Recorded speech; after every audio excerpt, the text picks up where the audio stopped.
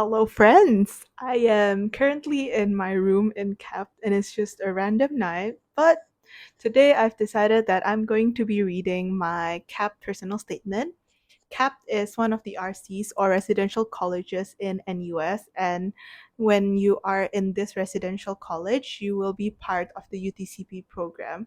And the modules you study in the UTCP program will be covering your general education mods, and CAP is one of the three RCs in the UTCP program. The other two are Tembusu and RC4. So, as a background, the CAP's team is community engagement. RC4 is systematic thinking, and I'm not very sure about Tembusu. I'm not sure if it even has a theme. Yes, and there's another RC called RVRC, and RVRC is focused on environment. So, yes, the one I applied for is CAP. And the reason why I applied for it was because I had this notion that CAP people will be more friendly because, community engagement and friendly people kind of match. And the truth is, people are really friendly here. I won't compare with other RCs because I don't know a lot of people from other RCs, but I can definitely say that I had a good time in CAPT, and I hope that if you're interested to go to CAPT, you can. And this is why I am planning to share the personal statement that successfully landed me an interview, and which subsequently landed me a space in CAPT. Okay, so the first question that they had was, in no more than 500 words, tell us why you would like to be a member of the college community. Your essay should describe what you envisage a residential college to be and how this connects with your personal and academic aspirations and your goals for university life. How this connects with your character and sense of self. It is important that you address all of these aspects in your essay. Okay, disclaimer on. I do not think there's anything such as like the good answer for RC essays, because I think what they're looking at is really just what you genuinely think. So for me personally, I just put my heart into it actually, and I was like being really frank, just like as if I'm like talking to someone. And here was what I wrote.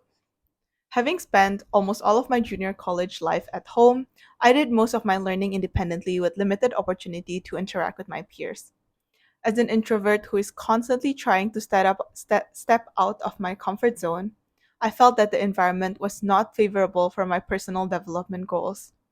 Therefore, in my university life, I aspire to connect and learn together with the new friends I will make in the college community. Through the numerous activities and interest groups available, I believe that a residential college would provide me with a plethora of opportunities to interact with more people. I envisage living in a residential college to be similar to a traditional village, where its members would care for each other and work together. I genuinely look forward to experiencing that sense of togetherness. I am also ready to contribute to the community, be it by helping a neighbor who is facing an invasion in their room, or by simply listening to a friend who needs to vent out their frustrations. Yeah, that was my first paragraph, and let me just explain, because like this was really like the truth, because my JC was like I felt very lonely because I didn't meet my friends, and that was really one of the reasons why I wanted to be in an RC. So if you're Singaporean, um being an RC, the point of being in an RC is that you want to have friends. And if you're an international student, if you want to have Singaporean friends, chances are like go to RCs or halls, because places like PGP and Town, I think most of the residents would be international students. Second paragraph. When reminiscing on my secondary school years, I would remember the activities I did together with my peers more than my grades, dedicating my lunch breaks to building a haunted house with other student council members, coming to school during the holidays to train for an overseas math Olympiad, and staying at my friend's house to finish a group project are the memories I would never forget. Those were never easy. They were, in fact, stressful at times, yet always worthwhile. The sense of accomplishment we felt, the little conversations we had amidst the process, and the friendships we built through hardships are the things that matter to me. That is also the experience I yearn to relive at a residential college. So I started by like saying in the first paragraph what I do not like, which is like my JC life. And then I tell like what I like about my secondary school life and why I am sure that, you know I want this kind of life in my RC. Yeah. That was like my thought process. Third paragraph. Furthermore, I believe that the residential college program would equip me with valuable soft skills that will complement the hard skills I'll learn in my major. This includes the one of a kind interdisciplinary modules that fosters critical thinking, the opportunity to take on leadership roles in the college students committee and interest group, classroom setting that promotes collaboration and teamwork, as well as the time management skills I will develop as I juggle my time between academics and the college activities. So now I move on to more of like, how it will complement my studies. And I should say that after being here for almost 2 years, all of these are pretty much true. And I did learn a lot of like really, really interesting mods. And I am now like the head of one of the interest groups. So I think what I wanted really came true, and I'm really still really grateful that I'm here. Yeah. But like on the flip side, I've had a friend who say that they didn't really enjoy being in CAP because they wanted like the privacy, or they they just don't really like the fact that there's like too many things going on, or it's just stressful. So consider what you like and choose appropriately. And finally, this is my last paragraph. Lastly, it is sometimes the simplest daily things that matter. Frankly, it was the meal plan that first attracted me. I am fully aware of how much time cooking takes up as I prepare lunch and dinner for my family members daily. As much as I enjoy cooking, I am hesitant as to whether I would have the tenacity to prepare meals on top of the academic rigor, the activities I will partake in, and the added responsibilities I will take on as I start living independently away from my home country. Buying food is an option, but conscious of my tendency to be indecisive, it bears the risk of me falling into the paradox of choice trap. So yeah, the last one is where I really put something that I really, really wanted to say because um, I'm an international student, and really it just means that I have to cook my meals if I don't go to an RC or hall. And like the RC food is known to be better than halls because they're, slightly more expensive, but also because you get more choices. So yeah, it was something that attracted me, and I just felt the need to write it. Um, yeah, I don't know how much this really helped my application. Probably not much, but it's always good to be authentic. Okay, and the second prompt is based on your interest, your experience to date, and your achievements over the past 4 years, in no more than 250 words, A. Describe your role and how these activities were significant to you, and B. What are some of the college activities that you are prepared to initiate, lead, or participate in?